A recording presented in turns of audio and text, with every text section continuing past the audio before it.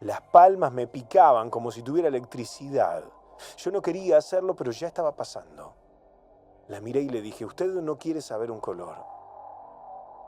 Ella dejó de sonreír. Usted quiere saber algo importante, algo serio. La cara le cambió por completo. Le dije, bueno, ¿sabes qué?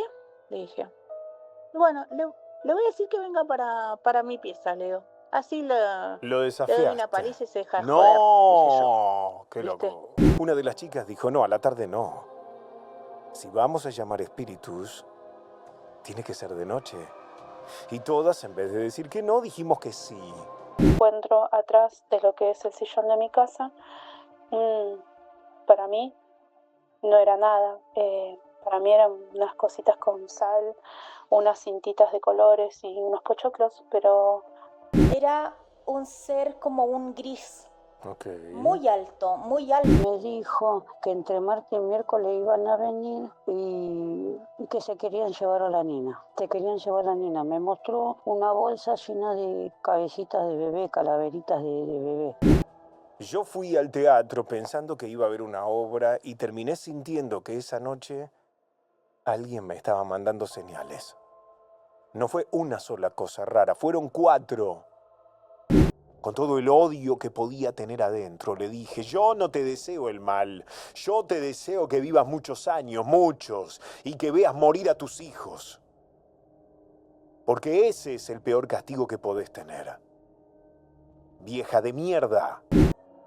Yo no le creía a esa mujer cuando me dijo que la línea de mi vida terminaba a los 33 años. Lo que no sabía era que muchos años después iba a estar tirado en el asfalto, sin respirar, acordándome de esa frase. Arriba de la carroza, en el techo, se escuchó un golpe seco, fuerte, como si alguien hubiera pegado con la mano abierta o con algo pesado. Pero de golpe se escuchó algo que nos dejó helados. Nos sigue una luz. Después, más interferencia. Y otra vez, una luz azul. Viene desde arriba. Nunca estuve en un cementerio así. Ni despierta ni en fotos. Y sin embargo, en ese sueño, yo sabía que si esa cosa me alcanzaba, algo malo me iba a pasar. Héctor, ¿cómo estás? Te quiero contar una historia. La primera vez que le dije a una madre dónde estaba el anillo de su hijo, que su hijo había escondido, la mujer se largó a llorar en mi cara. Lo peor es que yo no había escuchado ni una sola pregunta. Esto pasó hace muchos años, cuando yo vivía en Bursaco. En ese tiempo tenía un grupo de amigos bastante sano.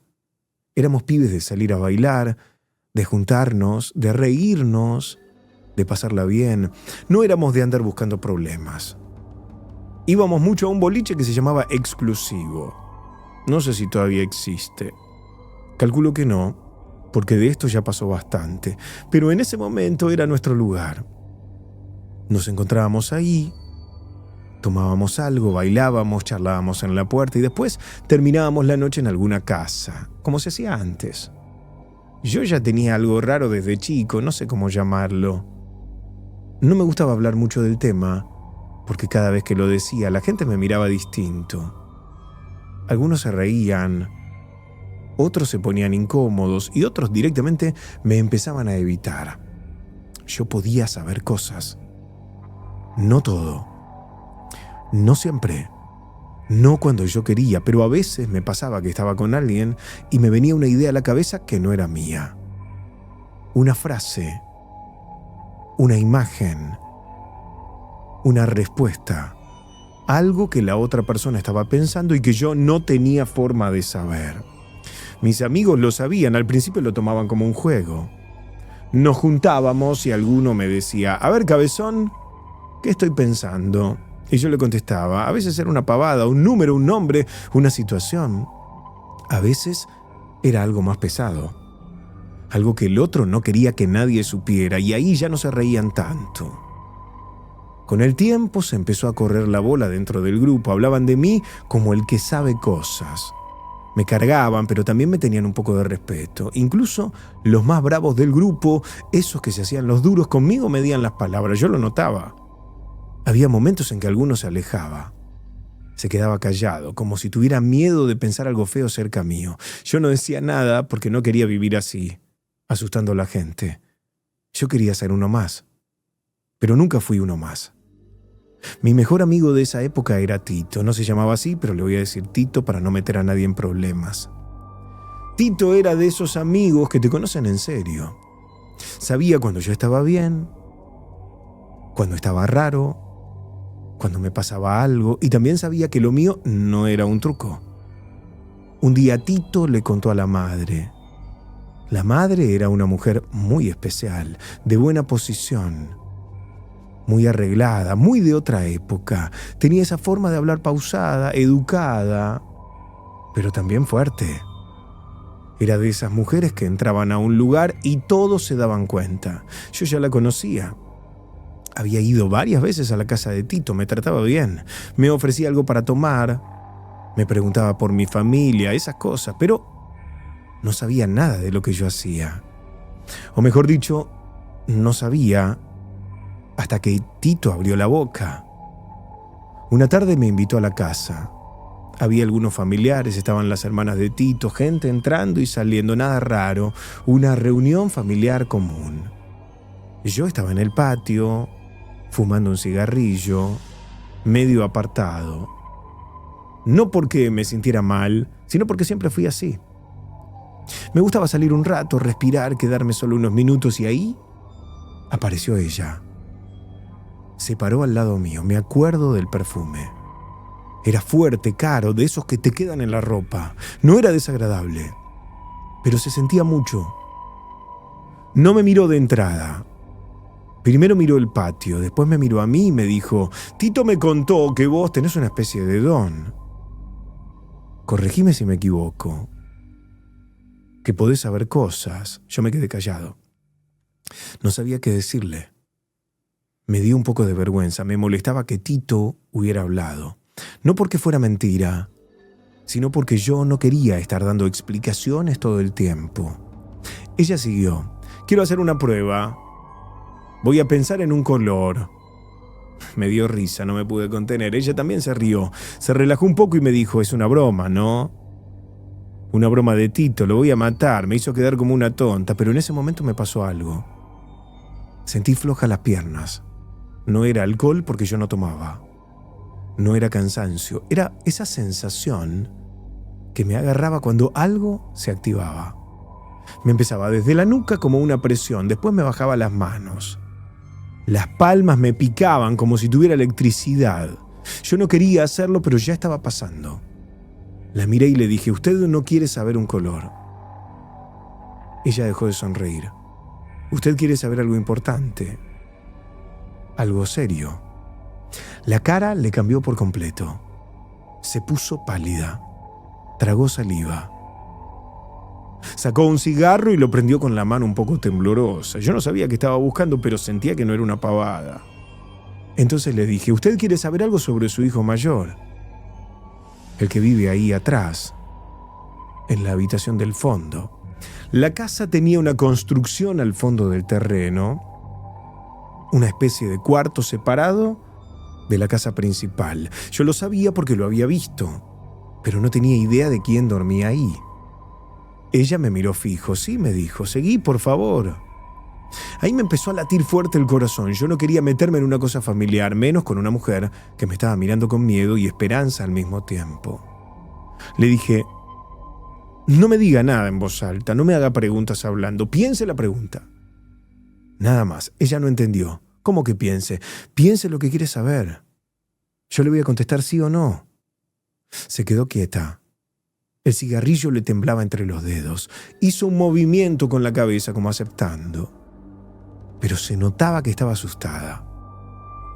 Pasaron unos segundos. Yo sentí un sí clarísimo en la cabeza. No fue una voz como cuando alguien te habla al oído. Fue una respuesta. Fue una certeza. Apareció de golpe. Entonces le dije: sí, ¿Es eso? Ella abrió un poco la boca, pero no habló. Los ojos se le pusieron brillosos. Yo sentí que se estaba esforzando por no llorar. También sentí que quería irse, pero no podía. Necesitaba seguir. Otra vez se quedó pensando. Otra vez me llegó la respuesta. Sí, le dije. Eso también es cierto.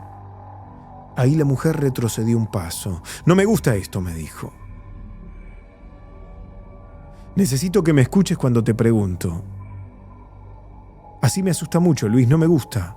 A mí tampoco me gustaba. Yo era joven, no había nacido sabiendo manejar estas situaciones. Hoy tal vez le habría hablado distinto, le habría calmado, le habría pedido que respirara, le hubiese explicado que podía cortar ahí, pero en ese momento lo único que se me ocurrió fue seguir, porque entendí que ella necesitaba saber la verdad. Le dije, a mí tampoco me gusta, señora. Pero si usted me habla, después va a pensar que yo adiviné por lo que me dijo o que Tito me contó algo, así que en silencio usted sabe que no hay trampa. Ella se secó una lágrima rápido, como si no quisiera que yo la viera. Entonces me llegó otra cosa. Ya no era un sí o un no, era una imagen. Una caja de zapatillas. Una cama. Una zapatilla adentro de la caja. Y algo dorado. Con mucha luz. Sentí un frío fuerte en la espalda. Me quedé duro, le dije, la última pregunta que usted acaba de pensar es si él se deshizo de todo. Ella no respiró, Héctor. La respuesta es sí, vendió todo. La mujer cerró los ojos. Yo seguí aunque no quería, todo menos el anillo de oro, el anillo que su mamá le regaló a usted cuando se casó. Ahí se tapó la boca. Ese anillo está en una caja de zapatillas. Dentro de una de las zapatillas. Debajo de la cama de él. No dije nada durante unos segundos. Ella lloraba en silencio. Después agregué, ¿y si esto le sirve de algo? Él lo tuvo en la mano. Pensó en venderlo, pero no pudo. No lo vendió por lo que significa para usted. Lo va a devolver en unos días. La mujer se me vino encima y me abrazó. Me apretó tan fuerte que me dejó sin aire. Yo tenía el cigarrillo en la mano y ni sabía qué hacer. Me quedé quieto, con los brazos medio levantados, sin entender si la tenía que abrazar o soltar. En ese momento salieron al patio Tito y una de sus hermanas. ¿Qué pasa, mamá?, preguntó Tito. ¿Está todo bien? La mujer me soltó. Se secaba la cara con las manos. Intentaba respirar normal, pero no podía. Estaba muy alterada. Tito me miró. ¿Qué le preguntaste, cabezón? Yo le dije la verdad. No sé. No me preguntó nada en voz alta. Lo hicimos como siempre, en silencio. Yo solo contesté sí o no. Tito miró a la madre. ¿Qué le preguntaste? Ella no contestó.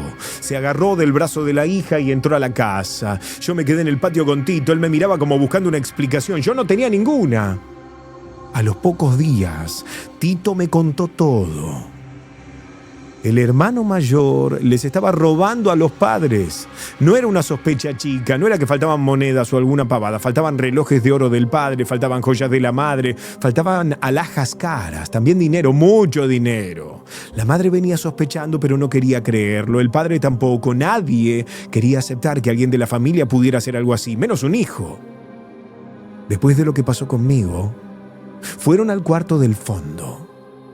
Buscaron debajo de la cama, encontraron la caja de zapatillas, adentro estaba la zapatilla y adentro de la zapatilla estaba el anillo, exactamente donde yo había dicho. Pero ahí empezó otro problema. El padre de Tito no me creyó. Para él, yo tenía que estar metido en algo, no había otra explicación. Decía, ¿cómo vas a ver este pibe dónde está el anillo? Alguien le dijo. Este pibe no es ningún santo. No le creyó a Tito, no le creyó a la esposa, no le creyó a nadie. Y lo entiendo, ¿eh? Si a mí me pasara algo así, capaz también desconfiaría. El tema es que empezó a instalar esa idea en la familia, que yo sabía porque estaba entongado con el hijo. Que tal vez yo sabía algo de lo que se había vendido, que quizá era parte del plan. Cuando Tito me lo contó me dio bronca, pero más bronca me dio porque no me creían. Yo no tenía nada que ver. Entonces tuve que ir otra vez. No quería, pero de verdad no quería y fui. El padre estaba en la casa, era un tipo serio, duro, con una forma de hablar bastante rara. Tenía esa postura de hombre que no está acostumbrada a que le discutan. Me miró como si yo fuera una basura. Y me dijo, a ver, si sabes tanto, decime algo de mí. Yo sentí otra vez la presión en la nuca, las manos, el cosquilleo, pero esta vez fue distinto. Con la madre de Tito yo había sentido tristeza, miedo, dolor. Con él sentí otra cosa. Sentí enojo, orgullo, cosas guardadas, muchas, y empecé a hablar. No voy a contar acá todo lo que le dije, porque hay cosas que no corresponden, pero fui directo, mucho más directo de lo que había sido con la madre. Le dije datos de su vida que yo no podía saber, cosas de su pasado, cosas que había hecho, cosas que ocultaba, cosas que no tenían nada que ver conmigo ni con Tito. El hombre primero se hizo el duro, después dejó de hablar, después bajó la mirada y ahí entendió. No me pidió perdón, ¿eh? Este tipo de hombres no piden perdón, pero dejó de acusarme y para mí con eso alcanzaba. Después de ese día, no volví a sentirme cómodo en esa casa. La madre de Tito me trató siempre bien. Tito siguió siendo mi amigo, pero algo había cambiado.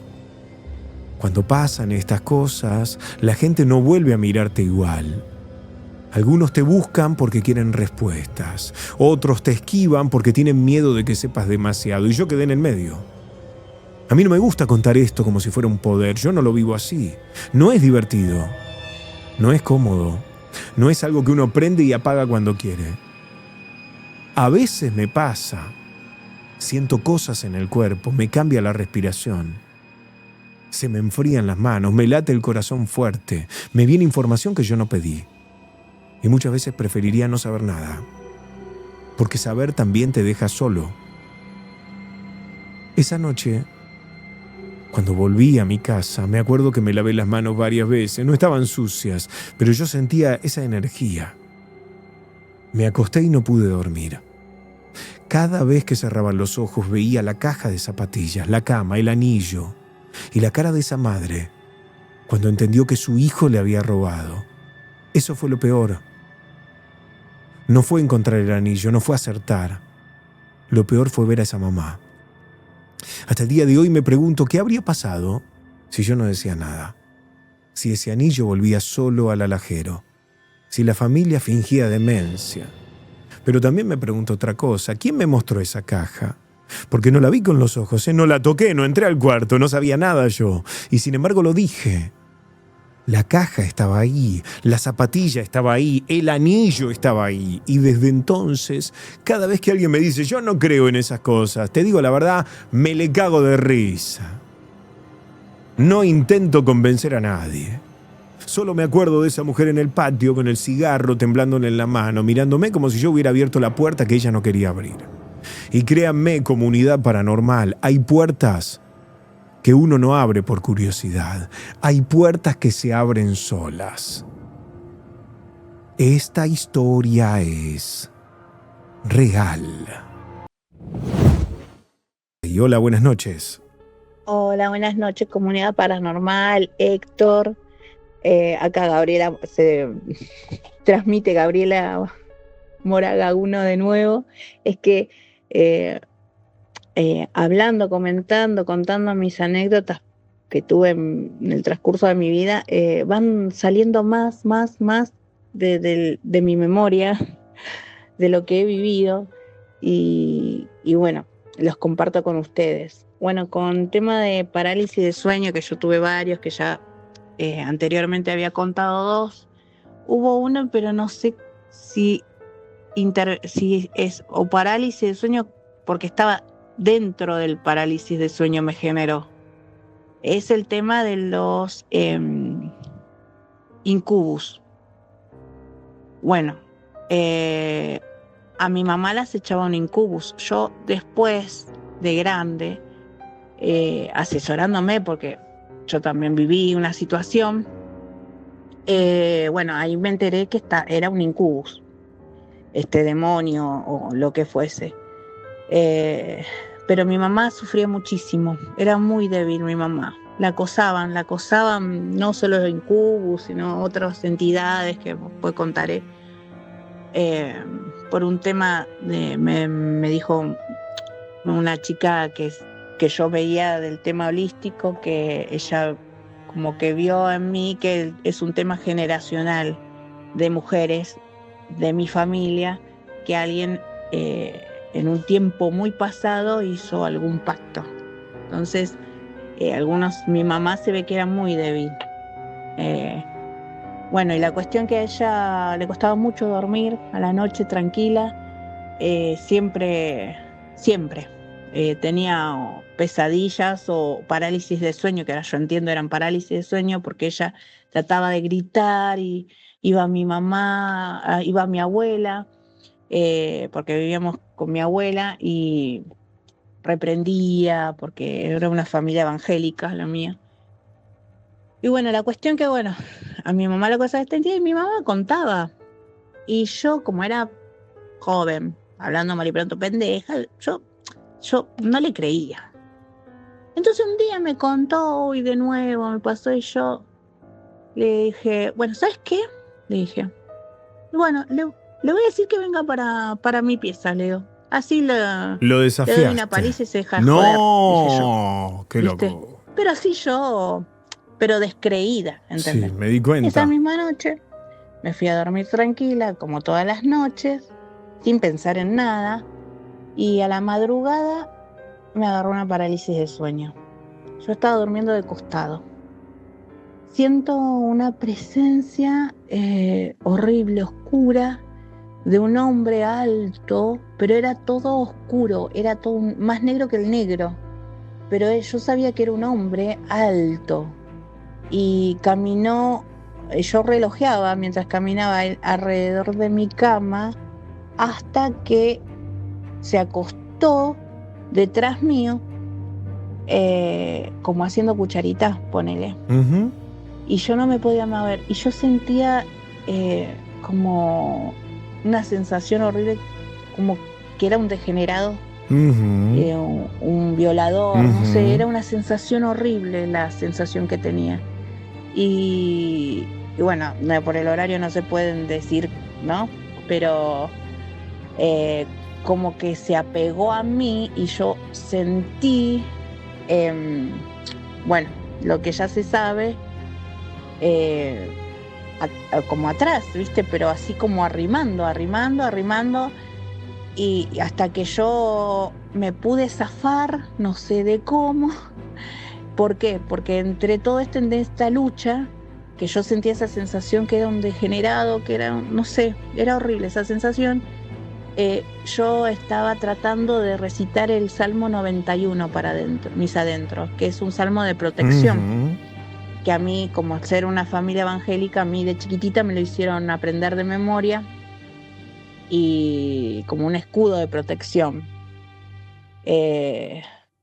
Y bueno, yo trataba de hacer la oración, que la sabía de memoria, y me trababa y no podía terminarla. Era una lucha constante hasta que pude zafar. Me levanté desesperada, prendí la luz, no había nada, me fui, abrí la puerta enseguida, corrí hacia el pasillo para ver si era en la puerta, en el comedor, si había alguien, nadie. Al otro día me despierto y le digo a mi mamá, te doy la derecha, sé lo que sentís porque anoche vino para mi pieza. Le digo, y perdón, pero ahora sí te creo, le dije. Pero la sensación esa fue una de las más horribles que sentí en mi vida, y ahí le entendí a mi mamá lo que ella padecía con este acoso de esta entidad. Y nunca más vino, nunca más vino, porque se nota que yo soy más fuerte que mi mamá. Pero ella era muy débil y en fortaleza para esas cosas. Y bueno, la atacaban, ¿viste?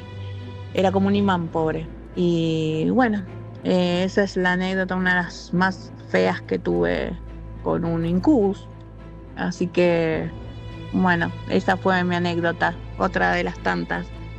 Muchísimas gracias por escucharme y los quiero mucho. Chao, comunidad. Gracias, chao, te mando un beso. Gracias por tu historia.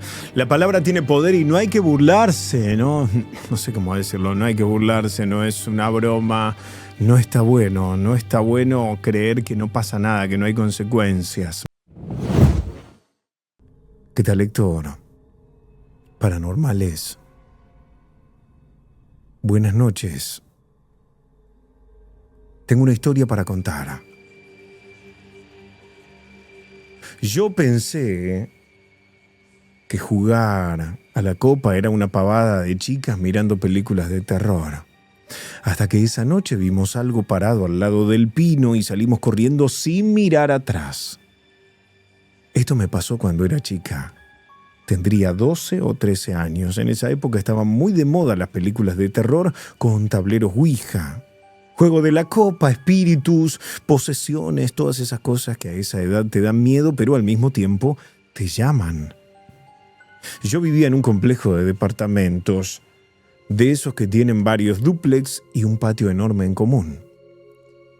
Era un patio grande, compartido por todos los vecinos.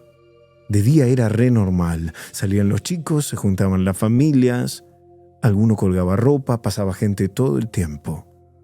Pero de noche cambiaba. No digo que pasara algo raro siempre, pero se sentía distinto. Estaba más silencioso. Los faroles alumbraban algunas partes y otras quedaban a oscuras. Había un cantero grande, con un pino enorme, y ese pino de noche daba bastante impresión. Nosotras éramos varias amigas del complejo, todas más o menos de la misma edad, fanáticas de ver películas de terror. Nos juntábamos a comentar escenas, a asustarnos, a decir yo no tengo miedo. Esas cosas que uno dice hasta que le toca estar. Un día se nos ocurrió armar nuestro propio tablero. No teníamos nada comprado. Lo hicimos con cosas que había en casa, medio improvisado. Lo importante para nosotras era jugar. Sentir que estábamos haciendo algo prohibido, algo que no tenían que ver los adultos. Al principio dijimos de hacerlo a la tarde cuando nos juntábamos siempre, pero después una de las chicas dijo, no, a la tarde no. Si vamos a llamar espíritus, tiene que ser de noche. Y todas, en vez de decir que no, dijimos que sí. Esa noche nos juntamos a las 10 en el patio. Ya estaba oscuro. Se escuchaban algunos televisores prendidos desde los departamentos, alguna puerta que se cerraba, perros ladrando a lo lejos, pero en el patio estábamos nosotras solas. Nos sentamos en el piso con el tablero casero y empezamos. Al principio nos reíamos, preguntábamos pavadas, nos mirábamos entre nosotras para ver quién movía la copa. Algunas decían, no empujen, otras se tentaba de risa. Estuvimos un buen rato así y no pasaba nada, ni un ruido raro, ni una respuesta, ni una señal. Eso nos empezó a relajar. Ya estábamos más cancheras. Como diciendo, viste que no existe nada. Seguimos jugando un rato más, medio aburridas, esperando que algo pase. Y ocurrió. De golpe, bajó la tensión de los faroles del patio.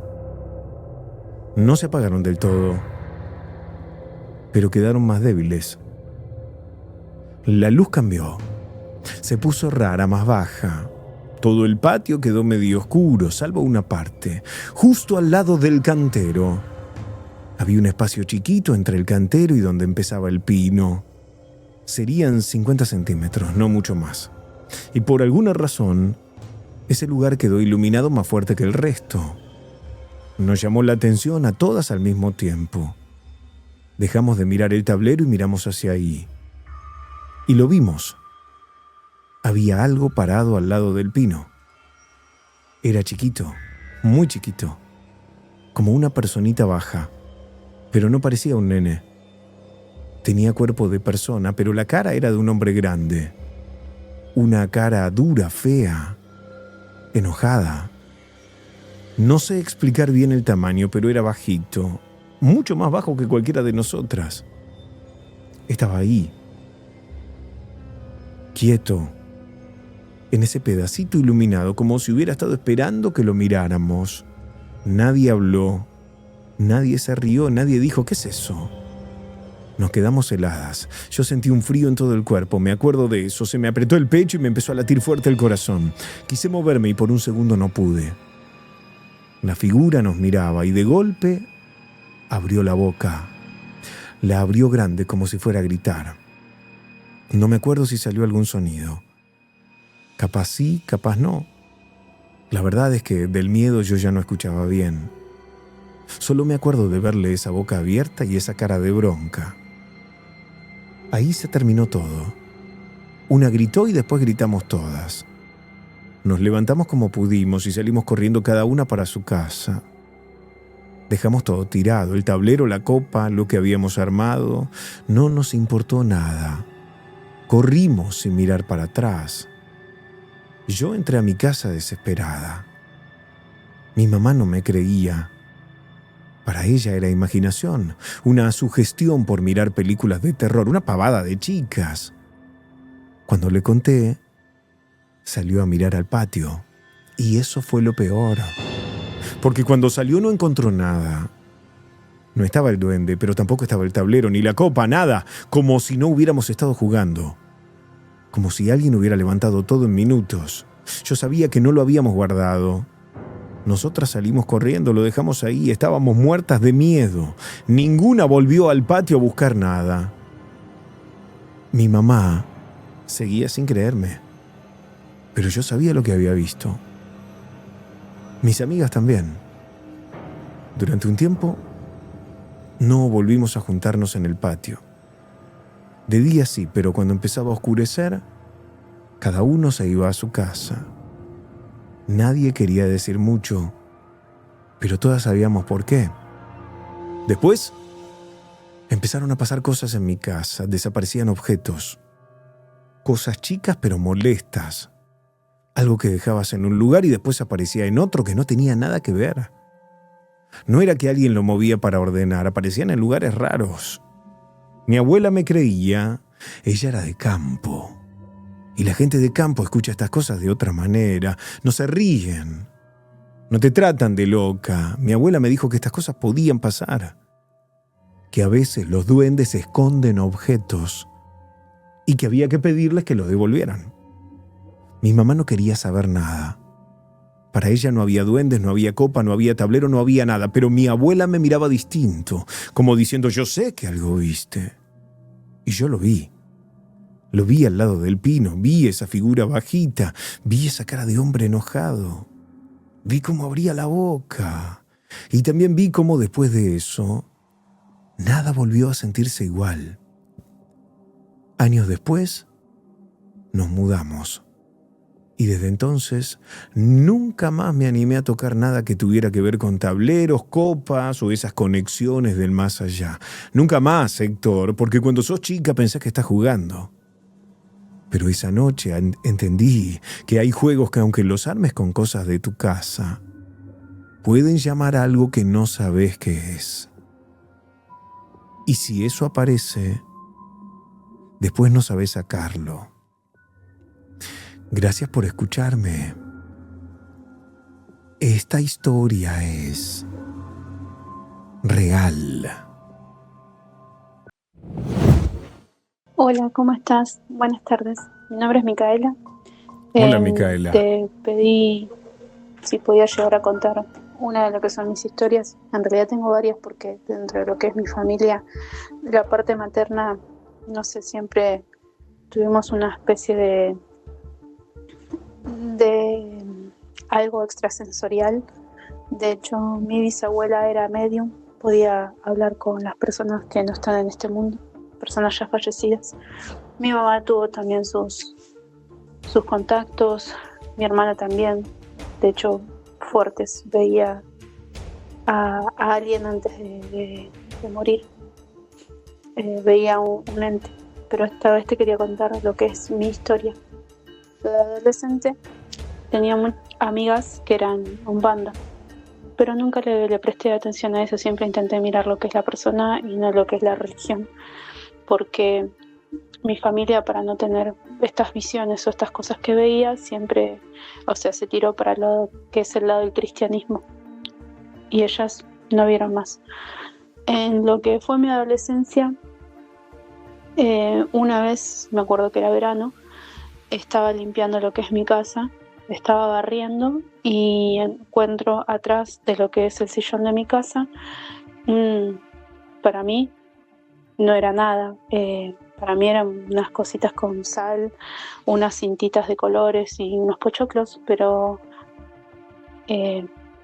para mí no era nada malo. Entonces yo, encima de mi ignorancia, me acuerdo que era verano, que estaba descalza, lo barrí, lo estaba barriendo, lo estaba pisando y le cuento esto a mi mamá, que la había llamado por teléfono que estaba trabajando.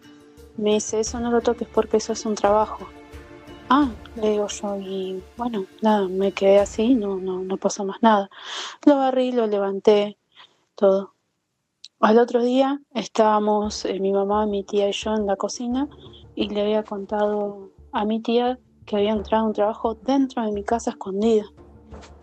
Entonces estábamos charlando, haciendo lo que es la comida, charla entre mujeres, y de repente empiezan a salir de lo que es la escoba, donde yo había barrido el trabajo, ese que estaba en mi casa, empezaron a salir gusanos. Dios. Pero mucha cantidad de gusanos. Y está bien, uno dice, bueno, es verano, hace calor, puede llegar a ver algo que haya quedado y las moscas hayan puesto gusanitos, pero no, porque había gusanos blancos y había gusanos negros, un poco más grandes, y de repente empezaron a salir de todos lados, no solamente de la escoba. Están en la escoba, salían de abajo del refrigerador, de la heladera, salían debajo de la cocina.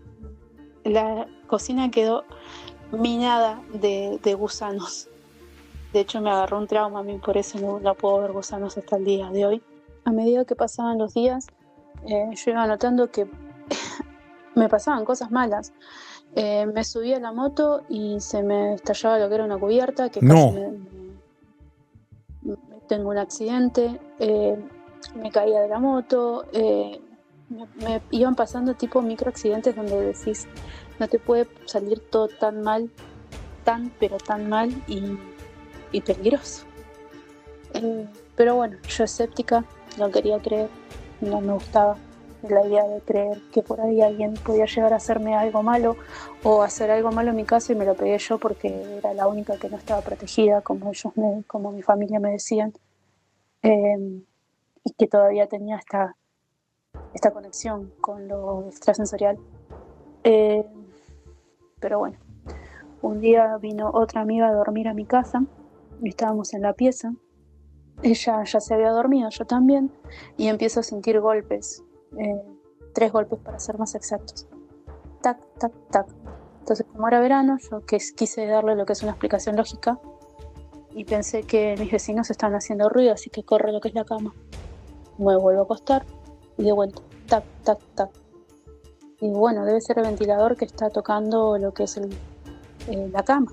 Corro el ventilador, de vuelta. Me vuelvo a acostar, apago todo, de vuelta, tac, tac, tac. Los 3 golpecitos, uno tras otro. Entonces ya un poco asustada, un poco queriéndome hacer la fuerte, la valiente, digo en voz alta que esta es mi casa y que se tiene que ir, porque acá la dueña soy yo. Y me vuelvo a acostar, apago la luz y sentí los golpes en mi almohada. Lo pude sentir literalmente al lado de mi oído, al lado de mi almohada.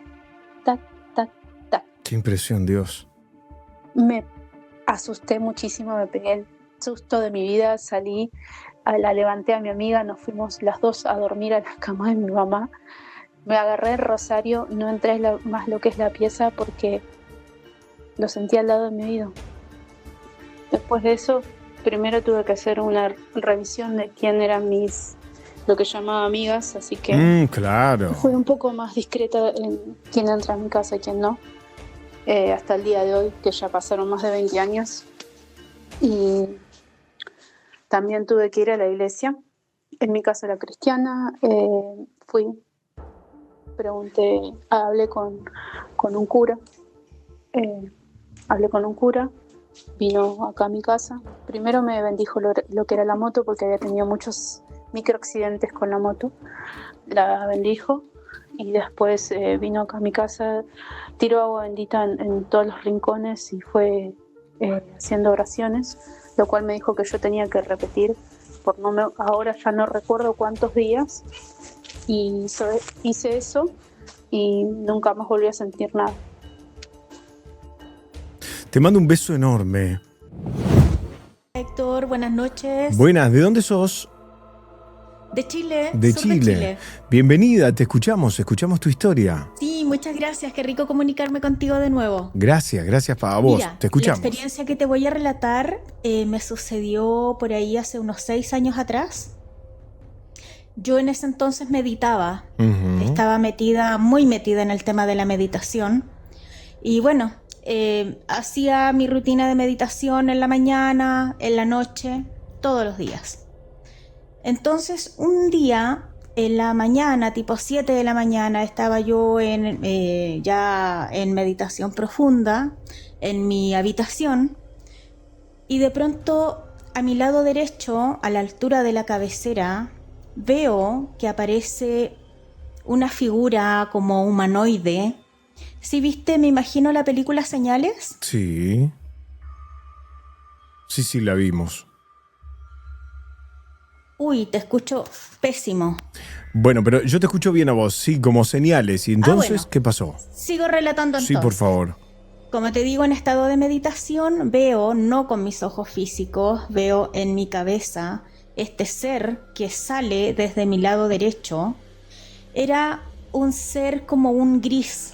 Okay. Muy alto, porque cuando salió por el umbral de mi puerta tuvo que agacharse un poco. Tenía los brazos muy largos que le llegaban casi a las rodillas. Era gris. Y como que cojeaba de la pierna izquierda. Yo cuando lo vi, obviamente sentí mucho miedo, pero me quedé en estado de meditación para ver qué es lo que hacía, para dónde iba, qué era eso. Claro. Bueno, como te digo, avanzó, llegó a los pies de la cama y sale por la puerta de mi habitación y yo regreso, preguntándome qué diablos había sido eso que vi. Empecé ese día, hice una limpieza profunda en mi casa con sahumerios, con cosas. 2 noches más volví a meditar y lo volví a ver. Pero fíjate que ya no tenía esa forma como humanoide, sino que era como una mancha de aceite, como una cosa babosa, ligosa. Ajá. Que se trasladaba por la pared de la habitación. Yo en meditación diciéndole: tú no perteneces acá, te tienes que ir, vete a donde perteneces, etcétera, etcétera. Y sale por la ventana. Y no lo volví a ver, nunca más. Dios. Fue una experiencia súper fuerte. Bueno, una de tantas experiencias, ¿no?, que me han sucedido. Después yo ya dejé el tema de la meditación porque tengo una hija y ella empezó a ver muchas cosas y a suceder muchas cosas en la casa. Entonces sentí que tal vez yo estaba abriendo portales o no sé. Perdóname, ¿te dio miedo? Mira, en ese entonces no me dio más curiosidad que miedo. Ok. Pero claro, sentí que eso no pertenecía acá, por dónde había entrado. Tal vez era por la meditación, que yo estaba abriendo portales. No sé, uno igual es como ignorante en el tema, ¿no? Hay muchas cosas que desconocemos. Pero esa fue la última vez que lo vi, pero como te digo, ya la segunda ocasión ya no tenía figura humana, era una cosa como ligosa que se movió por la pared, como una mancha de aceite, petróleo, no sé, para tener una idea, y salió por la ventana y ya no lo volví a ver. Qué asco y muchas gracias por compartirnos la experiencia. Te mando un beso grande. Un abrazo, Héctor. Linda noche. Gracias. Muchas gracias. Igual para vos. Estamos en vivo. Buenas. Hola Héctor, ¿qué tal? ¿Qué tal? Buenas tardes. Buenas. Bueno, te mando ahora porque más tarde no te puedo mandar. ¿Cómo estás? Mi nombre es Miriam, soy de acá de Merlo, Parque San Martín. Bueno, te quería contar una historia paranormal que me pasó casi 2 años antes de la pandemia.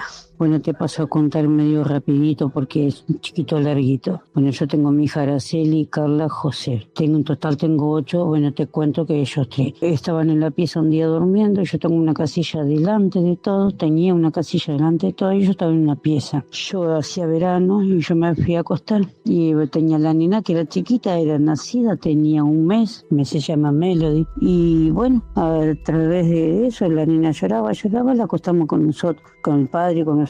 Se levanta Carla, viene hacia adelante con un palo y me dice, no a mí, le dice a mi marido, a Miguel, le dice, ¿sabes? Dice que se me aparecieron, dice, unos enanitos, le dice, me aparecieron unos enanitos y me pedían cigarros y me pedían algo para tomar. Entonces le digo, y ella se asustó y me dice, no sé, se me aparecieron, no uno, eran como 7, se me aparecieron, uno entraba por la ventana del baño, porque yo tenía una ventana que no tenía reja, entraba por la ventana del baño, el otro estaba en la pieza revolviendo, buscando cigarrillo, el otro estaba con una galera y un bastón, el de la galera y el bastón se acerca y estaba Araceli durmiendo, estaba José acostado, durmiendo también, y la única que se levantó fue Carla, y cuando le digo a Carla, la escucho que está hablando todo esto, le digo, Carla, ¿qué película estuviste mirando? Nada más, te juro, más. Bueno, me dijo que entre martes y miércoles iban a venir y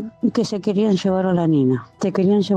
Me mostró una bolsa llena de cabecitas de bebé, calaveritas de bebé, y que la próxima iba a ser una Melody, que quería que lo vayamos de la casa, Y la nena le pegó un manotazo, le tiró el sombrero y le dijo que a José le iba a cortar las piernas y que iba a tener un accidente y que Araceli iba a tener algo peor, le dijo. Bueno, no solo que pasó eso, te cuento que José tenía 10 años cuando pasó, 11 años, 2 años después, a José me lo agarra un camión, me lo atropella, me lo lleva 5 cuadras, tirado abajo la rueda, de abajo del elástico del camión, 5 cuadras me lo arrastró, me lo rompió todas las piernas, tuvo traumatismo de cráneo, tuvo injertos, estuvo 1 año y 8 meses internados en el hospital Garrahan, uno solo. Y lamentablemente mi hija le agarró un cáncer y falleció, tenía 25 años. Así que bueno, te cuento eso paranormales, que los enanitos, y tengo muchas historias más, pero después más adelante te voy a contar, que también son un poquito fuertes. Muy lindo tu programa,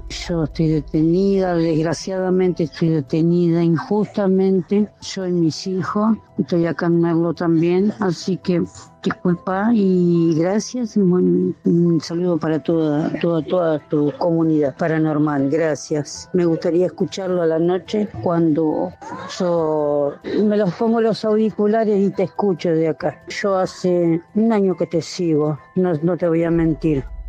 Qué historia terrible, che. Héctor, mi nombre es Jimena y te sigo desde hace más de 13 años. Te escribo porque el sábado fui con mi marido a verte al Teatro del Boulevard en Valentina Alsina y me pasó algo que todavía estoy tratando de acomodar en la cabeza. Esa noche ya venía con clima raro, llovía. No una lluvia fuerte de tormenta tremenda, pero sí esa lluvia que cambia todo. La calle mojada, la gente entrando al teatro apurada, los paraguas, el frío húmedo, ese olor a ropa mojada cuando entras a un lugar cerrado. Todo acompañaba para una noche paranormal. Con mi marido nos acomodamos en la sala sin saber bien de qué iba a tratar la obra. Teníamos ganas de verla, de disfrutarla, de dejarnos llevar. Yo no quería saber nada antes, porque cuando algo tiene que sorprenderte prefiero que me agarre desprevenida. La obra empezó. No voy a contar nada puntual para no arruinarle la experiencia a nadie, pero hubo una frase tuya que me quedó dando vueltas. En un momento dijiste algo parecido a estén atentos si reciben señales. Estén atentos. Y yo me quedé con eso. No de una manera exagerada, No es que me puse a buscar cosas a la fuerza, pero algo en mí quedó alerta, más atenta, como si hubiera entendido que esa noche no tenía que mirar solamente lo que pasaba arriba del escenario. Y ahí empezó. La primera señal llegó mientras la obra estaba transcurriendo. Yo estaba mirando concentrada. Cuando me entra un mensaje al celular, era de mi amiga. Lo abro rápido sin pensar demasiado y en el mensaje aparece nombrado Romeo. Romeo era mi gatito. Tenía 16 años y había fallecido hacía justo un mes. Justo ese día se cumplió un mes. Yo no estaba pensando en eso en ese momento. No venía hablando de él, no lo tenía en la cabeza mientras miraba tu obra. Estaba metida en lo que estaba pasando ahí. En la sala. Con mi marido. Pero leo ese nombre. Romeo. Y se me frenó todo. Me quedé dura. Sentí esa mezcla de tristeza y sorpresa que aparece cuando algo te sorprende. No lloré, pero se me hizo un nudo en la garganta. Fue como si alguien me hubiese dicho, estoy acá. Yo sé que para otra persona puede ser una pavada, una coincidencia. Una amiga nombrando a mi gato en un momento cualquiera. Pero para mí no fue cualquier momento, estaba justo tu obra. Justo después de escuchar que estuviéramos atentos a las señales. Justo el día en que se cumplía un mes de su partida. Guardé el celular y seguí mirando, pero ya no estaba igual. Me quedé con eso. La segunda señal vino un rato después. Contaste que te apodan Negro, y ahí pensé en mi suegro.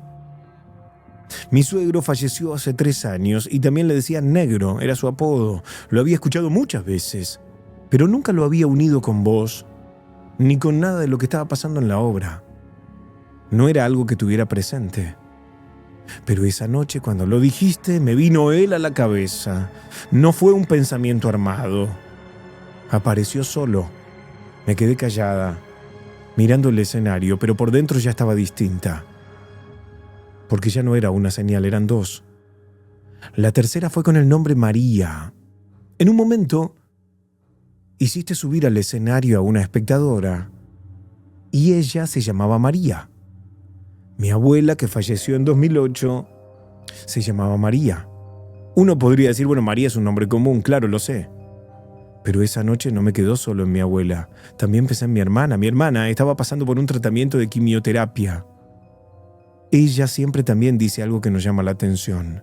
Que muchas de sus enfermeras se llaman María, no una, varias. Entonces, cuando escuché María en la obra, se me vinieron las 2 cosas juntas. Mi abuela, mi hermana, el tratamiento, las enfermeras. Ese nombre repitiéndose. Y otra vez sentí algo que me estaba hablando, no con una voz. No puedo explicarlo de otra manera. Era una sensación fuerte, muy clara, como cuando algo te cae encima y no podés hacerte la distraída. Yo seguía sentada, mirando la obra, pero ya estaba en otro estado. Más sensible, más atenta, más emocionada. No era miedo, era una emoción rara. Como si esa noche se hubieran acomodado varias cosas para que yo las viera. Y todavía falta una. Terminó la obra, aplaudimos, me quedé con todo lo vivido dando vueltas. Salimos del clima intenso que se genera en el teatro, cuando se prende la luz y de a poco volvés a mirar a la gente alrededor, las butacas, los abrigos, los celulares. Miro el reloj, 22:22. Me quedé mirando la hora unos segundos. 22:22. No sé por qué, pero sentí que eso cerraba todo. Otra vez. Alguien puede decir que fue casualidad, que miré justo en ese momento. Puede ser.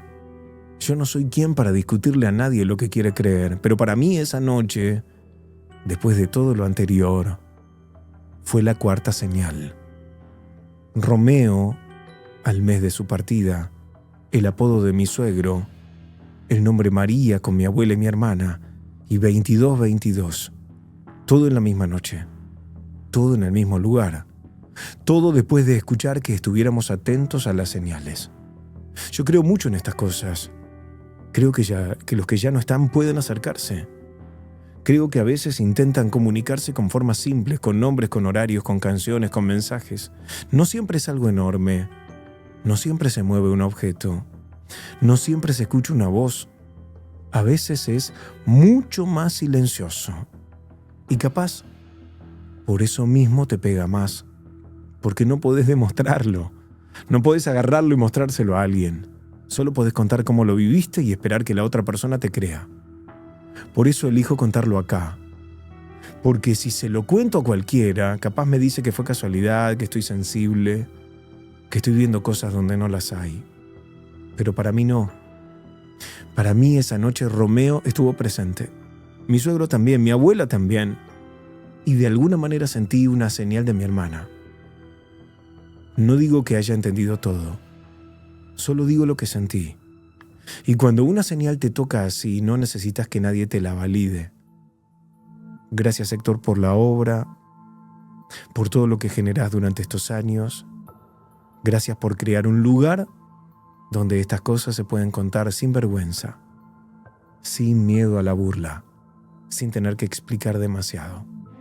Porque los que creemos en lo paranormal, en la vida después de la muerte, en las señales, necesitamos espacios así.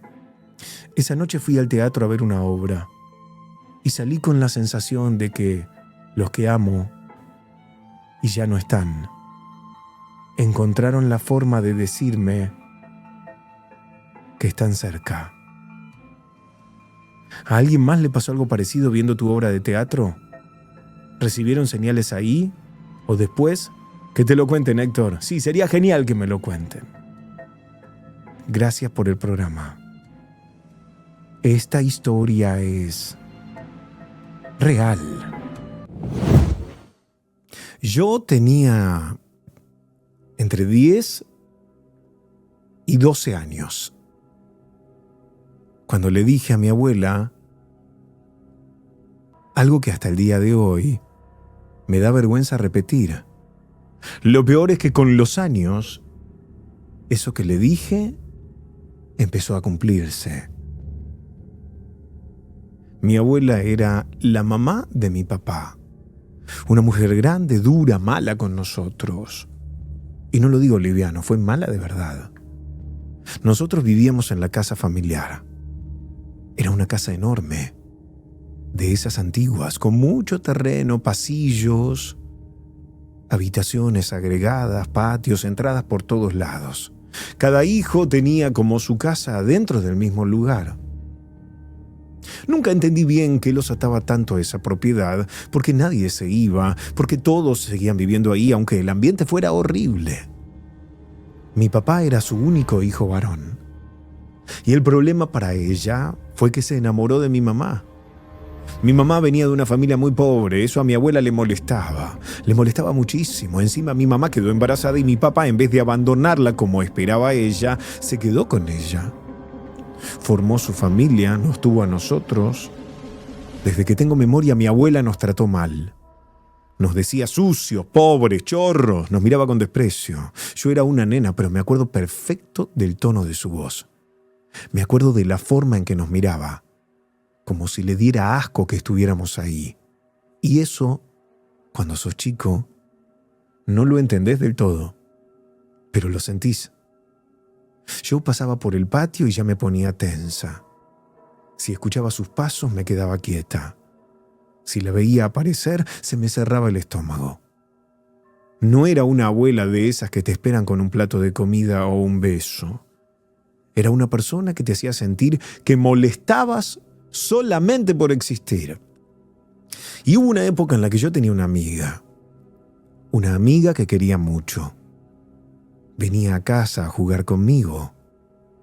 Nos sentábamos en el patio, charlábamos, nos reíamos, hacíamos cosas de nena. Pero a mi abuela le molestaba a mi amiga, no porque hiciera algo malo, no porque fuera irrespetuosa, le molestaba porque mi amiga no era blanca. Cada vez que nos veía juntas, se transformaba. Salía con una escoba y nos corría literalmente. Nos gritaba cosas horribles, nos perseguía por el patio con esa escoba en la mano, como si fuéramos animales. Yo me acuerdo del ruido de la escoba raspando el piso, me acuerdo de mi amiga asustada, me acuerdo de mi propia bronca subiéndome por todo el cuerpo, porque una cosa era que me maltratara, yo ya estaba acostumbrada, pero otra cosa era que humillara a alguien que no tenía nada que ver. Hasta que un día no me callé más. No sé qué pasó. No sé qué se me cruzó por la cabeza. Yo era una nena, Tendría 10, 11, 12 años como mucho. Pero ese día le hice frente. Ella empezó con sus insultos, con sus gritos, con esa manera tan de mierda de hablarme. Yo sentí calor en la cara, me temblaban las manos, me latía el corazón, pero no me fui. Me quedé parada frente a ella. Discutimos, nos dijimos cosas feas. Ella era una mujer grande, yo una nena. Y en un momento, con todo el odio que podía tener adentro, le dije: yo no te deseo el mal. Yo te deseo que vivas muchos años, muchos, y que veas morir a tus hijos.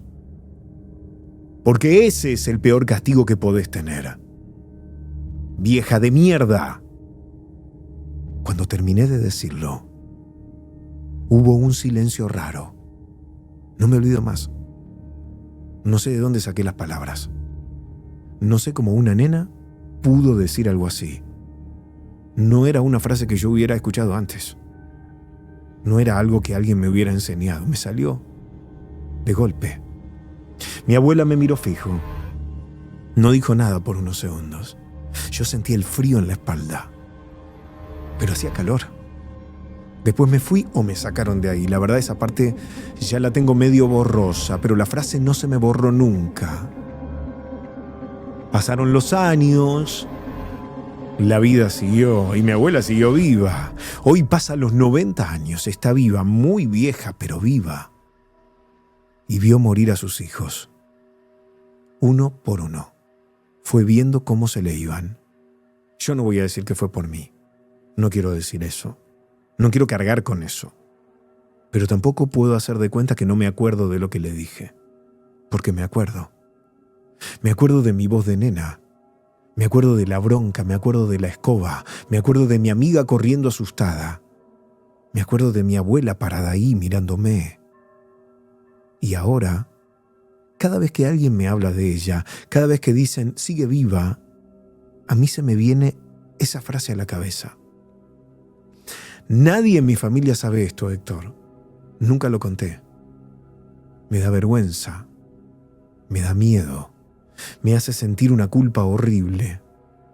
Aunque yo era una criatura y ella nos había hecho mucho daño. Pero hay noches en las que pienso esto y me pregunto si algunas palabras, dichas con mucho odio, pueden quedar dando vueltas más tiempo del que uno cree. ¿A ustedes les pasó alguna vez decir algo con bronca y que después se cumplió? ¿Creen que una frase puede tener tanto peso si sale de un lugar oscuro? Ojalá que la comunidad te responda. Gracias, Héctor, por escucharme. Esta historia es real. Me gustaría que mi nombre quede en anónimo. Esta historia empezó cuando yo tenía 18 años. Era una tarde común, de esas que no tienen nada raro. Yo iba pasando por la plaza de San Miguel, más o menos a las 7 de la tarde. Había gente caminando, autos pasando, ruido de colectivo, todo normal. Y de la nada apareció una mujer muy anciana. Era gitana. Se me acercó como si me conociera de antes y me dijo que me quería leer la mano para ver mi futuro. Yo le contesté que no tenía plata.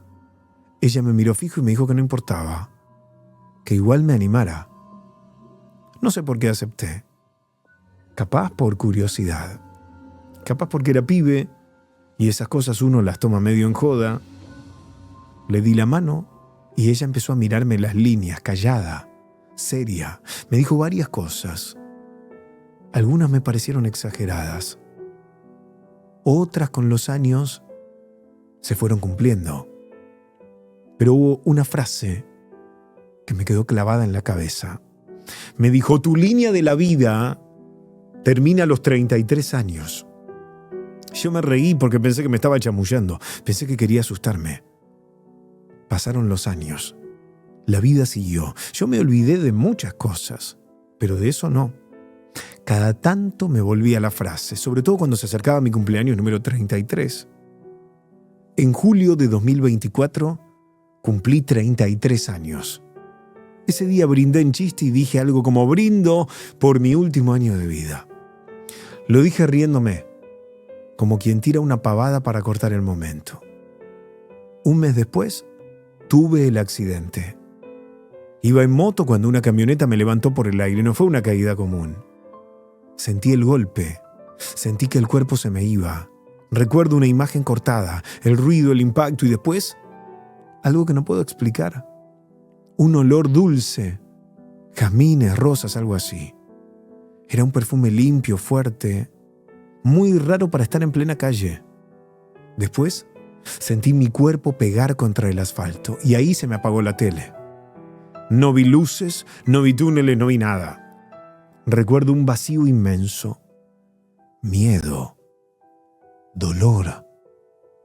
Y después, nada. Cuando desperté, estaba completamente desorientado.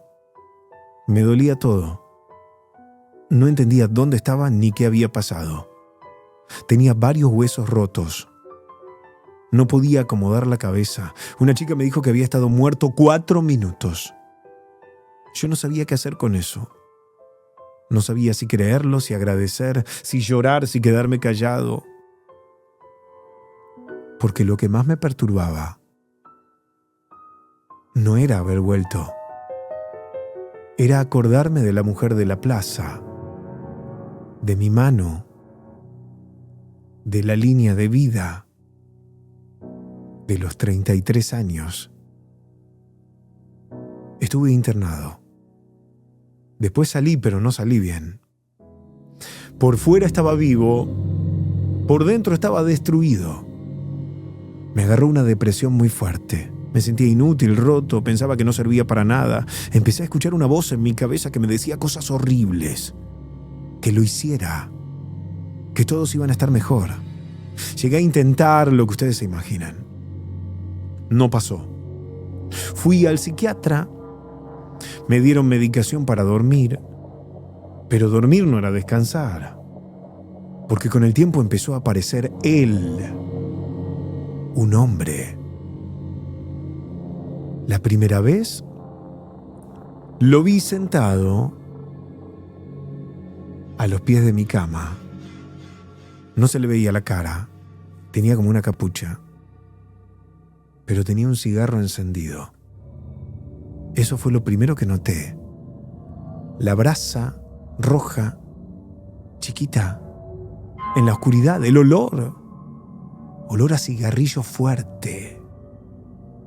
Yo me quedé duro. No podía moverme. Sentía el corazón que se me salía. Quería prender la luz, gritar, taparme, hacer algo, pero no me respondía el cuerpo. Y ahí lo escuché. ¿Ya estás listo? Nada más. Esa fue la primera vez. Después volvió. A veces lo siento antes de verlo. Empieza el olor a cigarro. Después veo la brasa. Un puntito rojo en la oscuridad de mi habitación mientras duermo. En un rincón. A los pies de la cama. A veces no lo veo completo, pero sé que está ahí. Siempre la misma pregunta. ¿Estás listo? Yo sospecho que se refiere a la muerte, a que me vaya. A que termine lo que según esa mujer tenía que terminar a los 33. Y eso es lo que más miedo me da. Porque cuando estuve muerto, si eso es estar muerto, yo no sentí dolor. El dolor vino después. Pero no quiero irme. Aunque esa cosa me lo pregunte. Aunque me siga. Hoy trato de disimular, hago como que no lo veo. Como que no siento el olor. Como que esa brasa roja no está en la pieza, pero está. Yo sé que está. Y cada vez que aparece, Mi cuerpo lo sabe antes que mi cabeza. Se me enfrían las manos. Se me cierra la garganta. No sé si lo que me sigue es algo que volvió conmigo después del accidente. No sé si esa mujer vio algo real en mi mano. No sé si mi línea de vida terminó ese día y yo quedé acá por alguna razón que no entiendo. Lo único que sé es que desde aquel día no estoy solo. Y cuando se apaga la luz, cuando la casa queda en silencio y aparece ese olor a cigarro, ya sé lo que viene. La brasa roja, la figura sentada y esa pregunta que no me deja vivir tranquilo. ¿Estás listo? Esta historia es real. Héctor y Comunidad Paranormal, buenas noches. Yo trabajé 10 años en una funeraria y en ese tiempo aprendí a no asustarme fácil. Pero una noche, trasladando el cuerpo de un chico de 15 años por una ruta llena de niebla, escuché algo arriba de la carroza que hasta hoy no puedo explicar. Esto me pasó en Sonora, México, 1995. En esa época, yo trabajaba en una funeraria. Y cuando uno trabaja ahí, por necesidad, por costumbre o por aguante, empieza a normalizar cosas que otra persona no aguantaría ni 5 minutos. Ruidos en la madrugada, puertas que se cierran solas, golpes en salas vacías, sensaciones raras cuando uno entra a ciertos lugares. Uno escucha, mira, se queda quieto un segundo y después sigue trabajando. Porque ese es el trabajo, hay que hacerlo. Pero lo que me pasó esa noche fue distinto. Era sábado. Yo entraba a trabajar a las 6 de la tarde. Pero mi jefe me habló antes y me pidió que me presentara más temprano. Me dijo que había que hacer un traslado a una ciudad que quedaba como a 300 kilómetros. No me dijo quién era y yo tampoco pregunté demasiado.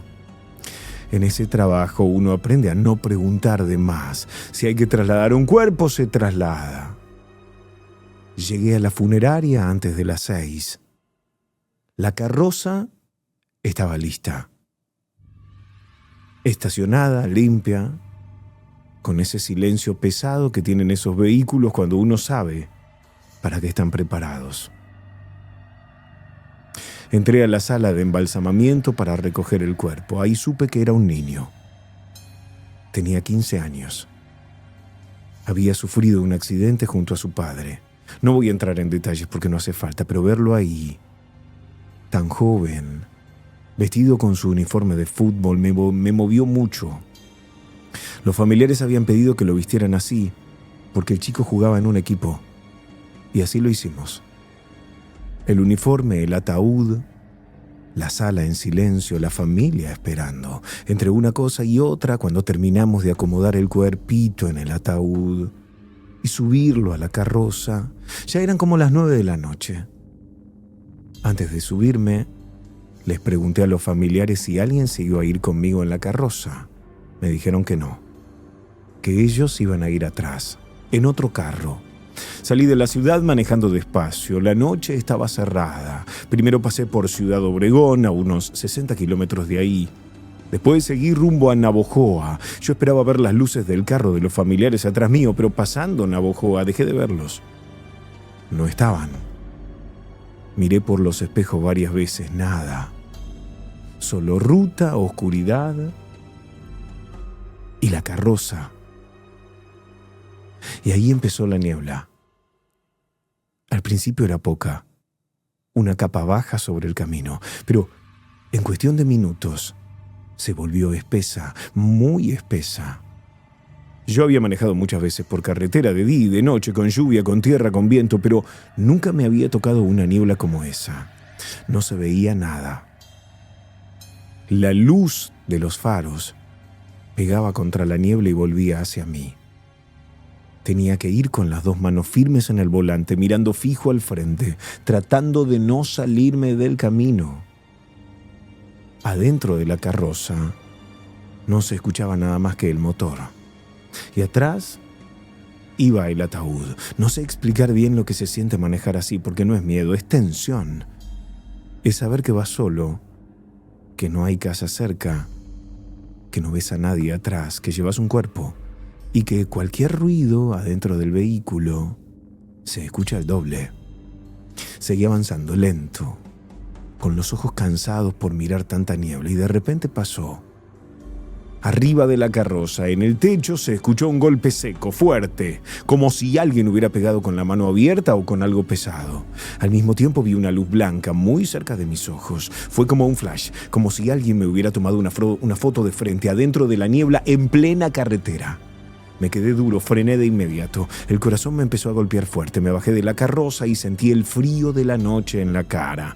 La niebla estaba tan cerrada que parecía que todo alrededor se había borrado. Saqué la linterna de la cajuela y empecé a revisar. Primero miré el techo de la carroza, nada. No había marcas, no había ramas, no había piedras, no había nada.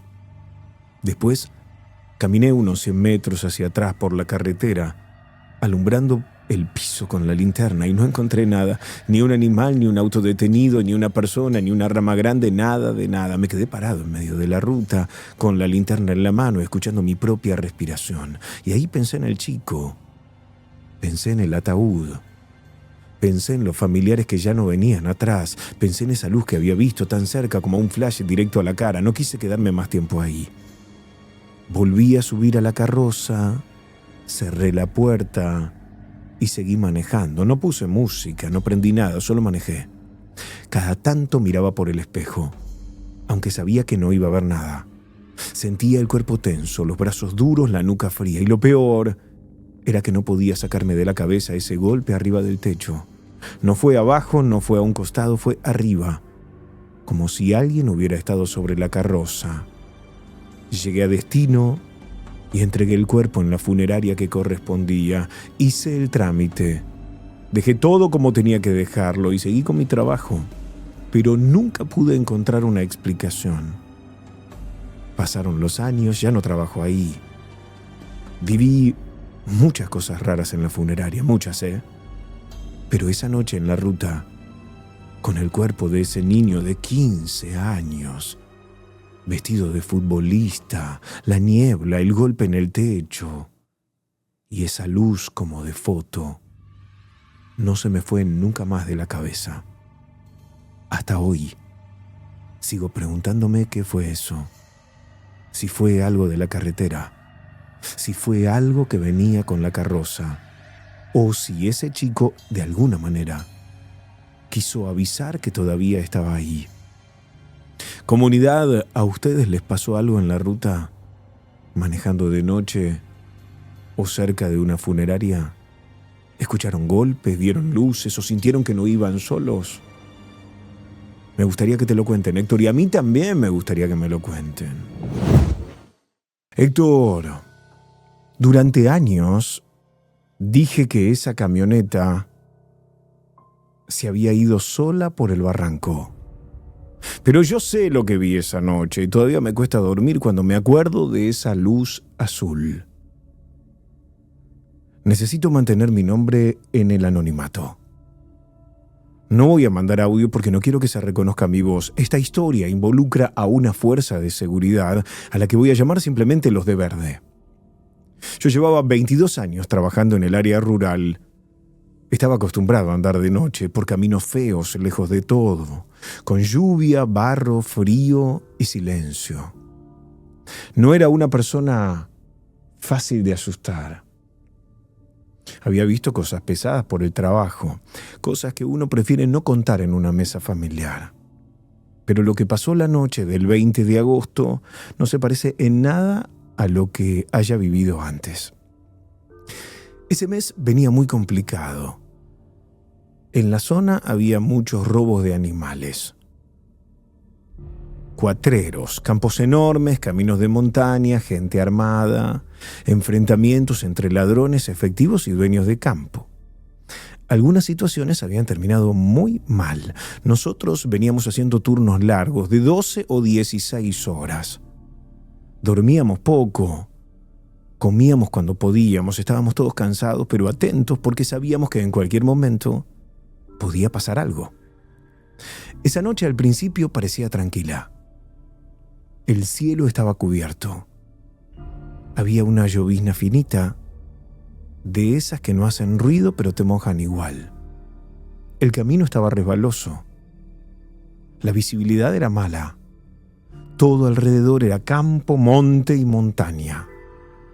Éramos 4 unidades en total. En cada camioneta iban 2 o 3 efectivos. Estábamos siguiendo rastros de cuatreros, cada uno por distintos caminos, comunicándonos por radio. La radio tenía interferencias, pero eso en la zona pasaba bastante. A veces la señal entra mal, a veces se cortaba. Nada que nos llamara demasiado la atención. Hasta que escuchamos a una de las unidades pedir ayuda. La transmisión entró horrible, mucho ruido. La voz del compañero se escuchaba cortada, desesperada. Al principio no entendíamos qué decía. Pensábamos que estaba en una persecución, que habían encontrado a los cuatreros, que capaz le estaban disparando.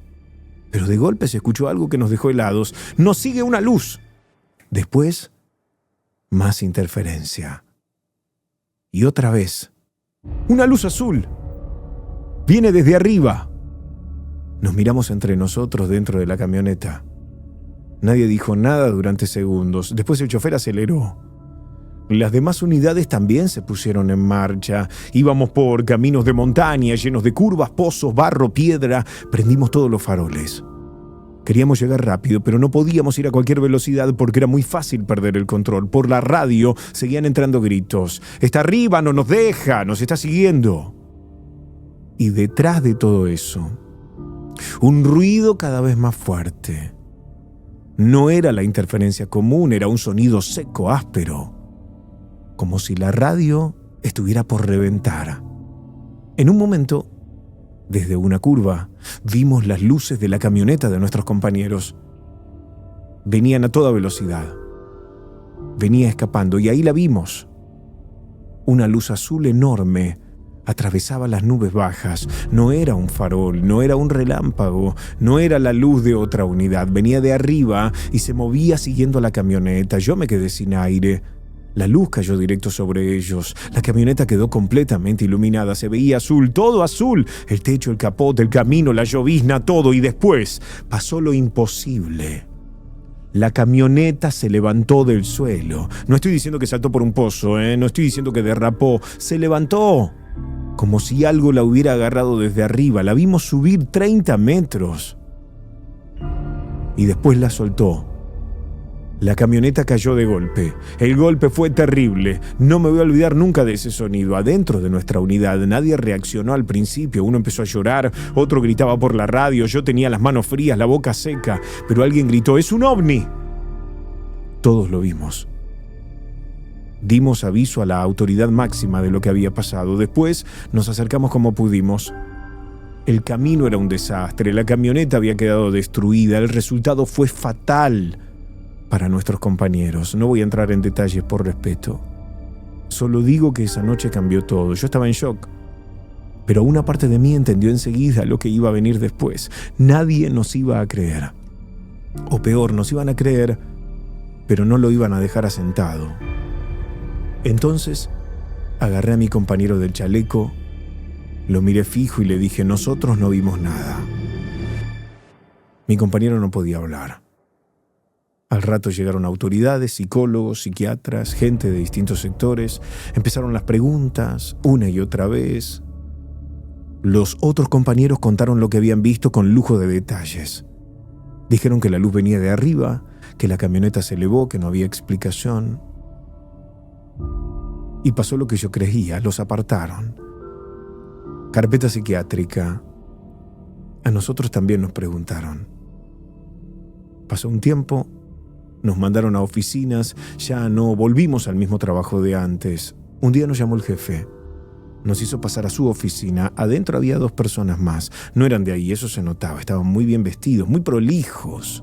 Nos saludaron como si nos conocieran, nos ofrecieron asiento y empezaron a preguntarnos por lo que habían dicho nuestros compañeros. No levantaban la voz, no amenazaban, pero cada pregunta venía medida. ¿Ustedes qué vieron? ¿Qué escucharon por radio? ¿Hubo interferencia? ¿La luz venía de arriba? Yo repetí lo mismo. Vimos una luz brillante, nos fue cegando a medida que nos acercábamos. Mi compañero agregó algo que era verdad. El ruido de las radios se volvió ensordecedor. Uno de los hombres nos miró en silencio. Después nos dio la mano, miró al jefe y dijo algo parecido a esto. Muchachos, ustedes son gente seria, gente profesional. Esto va a quedar en el expediente como una cagada. Yo no contesté. Mi compañero tampoco. Entonces el otro hombre me miró fijo y dijo una frase que nunca me pude sacar de la cabeza. Estos encuentros pasan más de lo que ustedes creen. Dijo encuentros.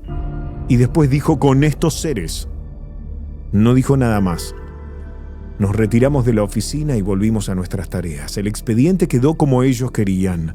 Una camioneta que desbarrancó. Una tragedia de servicio. Nada de luces, nada de interferencias, nada de una unidad levantada del suelo, nada de lo que vimos esa noche. Años después, mi compañero y yo pedimos la baja. 8 años pasaron hasta que pudimos irnos, pero ninguno de los dos volvió a ser el mismo. Los otros compañeros, los que contaron todo como había sido, terminaron tratados por el área psiquiátrica. Les hablaron de delirios, de esquizofrenia, de trauma. Yo no sé qué era esa luz, no sé de dónde venía, no sé qué quiso hacer. Lo único que sé es que no fue un accidente común.